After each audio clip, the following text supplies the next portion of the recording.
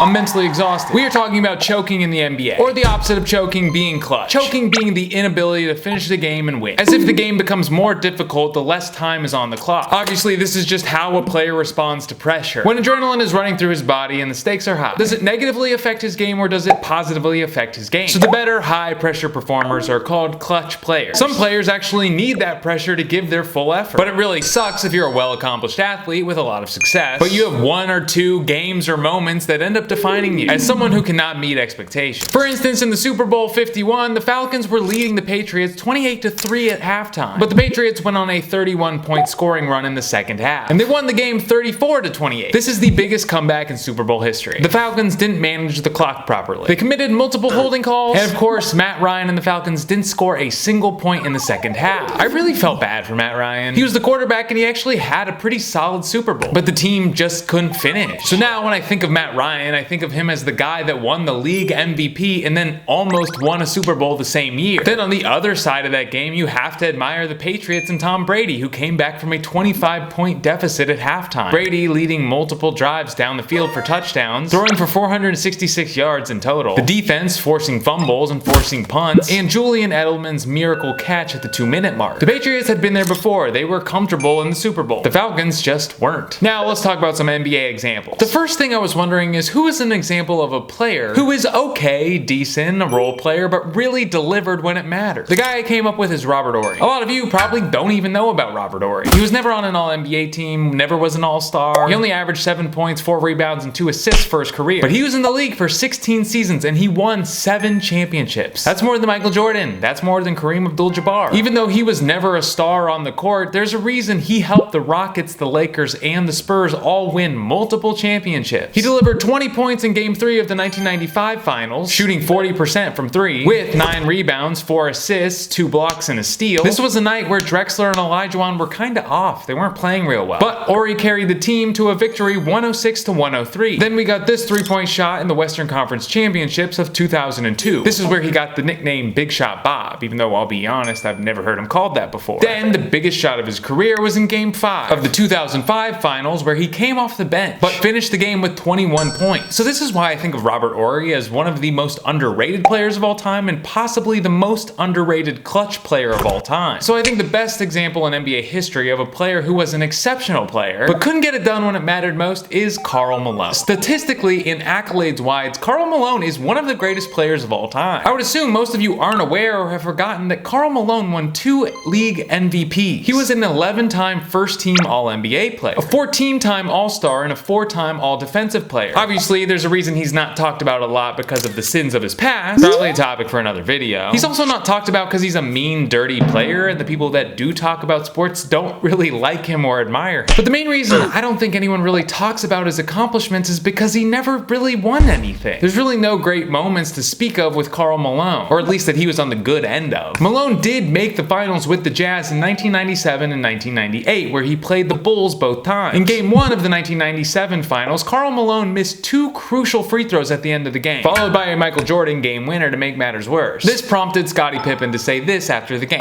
I was pretty good friends with Karl, actually, so I just walked by him and said, "The mailman don't deliver on Sunday." To this day, I think that's the greatest line in basketball. It's what And there would never be another mailman. The mailman was Karl Malone's nickname. Then in Game 6 of the 1998 Finals, Malone gets the ball stolen from him than none other than Michael Jordan, who then dribbles the ball down the court and nails the game, series, and season winner. This was the last shot that Michael Jordan ever took, as a Bull at least. But then in 2004, he makes the finals again as a Laker against the Pistons. But the Lakers lost to the Pistons in 5 games. Malone only shooting 33% from the field, and averaging only 5 points. In his defense though, at this point he was 40 years old. So I think Malone is the biggest choker in NBA history. And it sucks because he's one of the best basketball players in NBA history. But for the most part, he's not remembered for being a choker or a great NBA player. He's remembered for some other stuff. As far as I remember, the best example of a brutal choke was the 2016 Golden State Warriors in the finals against the Cleveland Cavaliers. The Warriors were coming off the greatest regular season of all time, as well as a championship the year before. And not only that, they went up on the Cavs lost 3-1, only for the Cavs to come back and win 3 games straight. This is the only time in NBA history someone has come back from a 3-1 deficit in the finals. It's kind of beautiful in a way. A historically great season ruined by a historical comeback. So in game 5 of the series, Kyrie and LeBron both go off for 41. This is the first time in NBA history that 2 teammates went for over 40 in a single game. So the Cavs blew out the Warriors that game. But hey, the Warriors had 2 games to get the job done, no big deal. But then in game 6, LeBron scores 40 again. Steph fouls out, throws his mouth guard and gets ejected. Steph still had a good shooting night though, I should say. Then game 7 was the ultimate choke from Steph Curry. Steph only made 4 of 14 threes. He had 4 turnovers and only scored 17 points in the game. But it was still a really close game. If Steph or Clay would have even had a mediocre game, they would have won. But instead, LeBron does this. Iguodala to Curry, back to Iguodala, up for the layup. Oh, blocked by James. And Kyrie does this. Irving and Curry,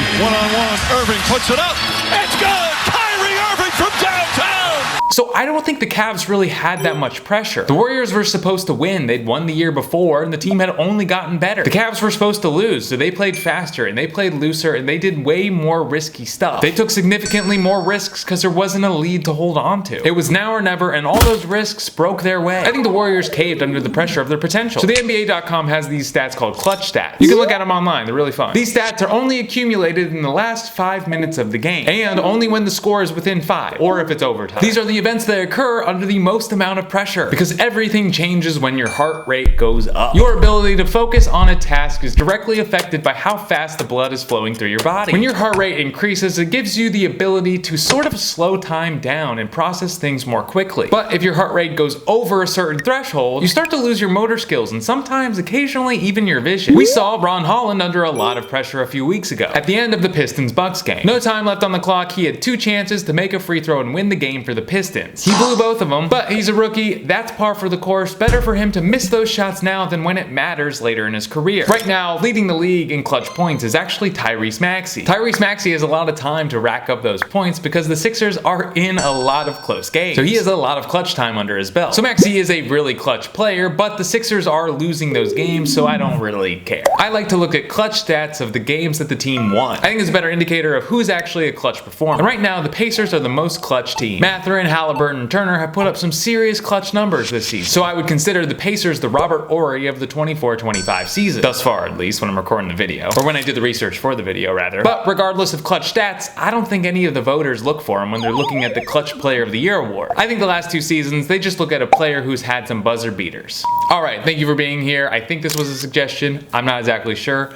Make a comment. I reply to every comment. I reply to every suggestion. And then like the video. The channel is growing like a field of weeds, and I'm grateful. So, thank you for being part of the community. Be good to your mammy and eat a corn dog.